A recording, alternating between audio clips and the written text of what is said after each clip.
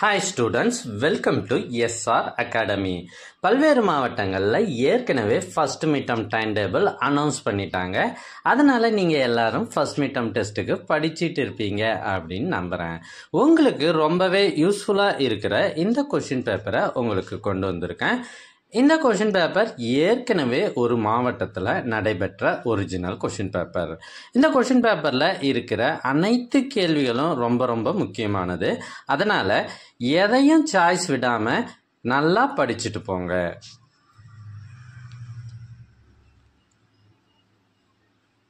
எங்ககிட்ட இதுக்கு முன்னாடி பல்வேறு மாவட்டங்கள்ல நடைபெற்ற ஒரிஜினல் கொஸ்டின் பேப்பர் நிறையவே இருக்கு. இதெல்லாம் உங்களுக்கு வேண்டுமா?